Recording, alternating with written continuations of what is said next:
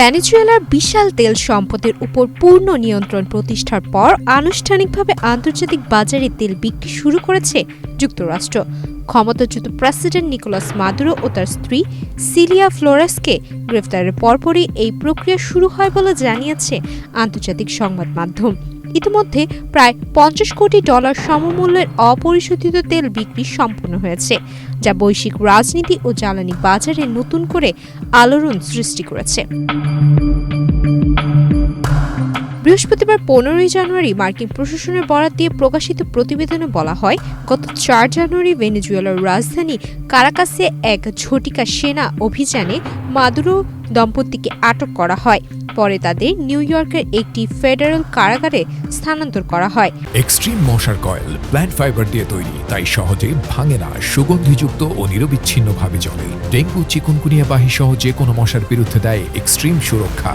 যুক্তরাষ্ট্রে মাদক পাচার ও অপরাধী চক্রকে সহায়তার অভিযোগে তাদের বিরুদ্ধে বিচার প্রক্রিয়ার প্রস্তুতি চলছে। এর আগে 7 জানুয়ারি প্রেসিডেন্ট ডোনাল্ড ট্রাম্প ঘোষণা দেন যে ভেনেজুয়েলা থেকে প্রথম ধাপে 3 থেকে 5 কোটি ব্যারেল অপরিশোধিত তেল যুক্তরাষ্ট্রে আনা হবে।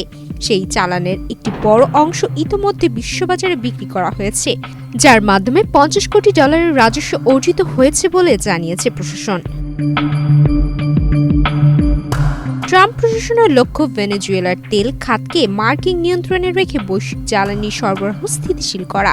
তবে বিশেষজ্ঞরা বলছেন, এই বিশাল তেল ভান্ডার ব্যবহারের ক্ষেত্রে আইনি মালিকানা, আন্তর্জাতিক নিষেধাজ্ঞা এবং বাণিজ্যিক কাঠামো সংক্রান্ত জটিলতা এখনও বড় চ্যালেঞ্জ হয়ে রয়েছে। গত শুক্রবার হোয়াইট হাউসে মার্কিন শীর্ষ নেতা কোম্পানিগুলোর প্রধান নির্বাহীদের সঙ্গে বৈঠকে ট্রাম্প ভেনেজুয়েলার তেল খাতে অন্তত $100 বিলিয়ন বিনিয়োগ আসার আশাবাদ ব্যক্ত করেন। তবে বড় তেল কোম্পানিগুলো তাৎক্ষণিকভাবে বিনিয়োগে আগ্রহ দেখায়নি। এক্সন মোবিলের প্রধান নির্বাহী ডরেন উইটস বলেন, বর্তমান রাজনৈতিক অস্থিতিশীলতা এবং কার্যকর আইনি কাঠামোর অভাবে ভেনেজুয়েলার বিনিয়োগ করা ঝুঁকিপূর্ণ। বিনিয়োগের সুরক্ষা ও প্রত্যাশিত লাভ নিশ্চিত না হলে বড় কোম্পানিগুলো সেখানে এগোবে না বলেই জানান তিনি।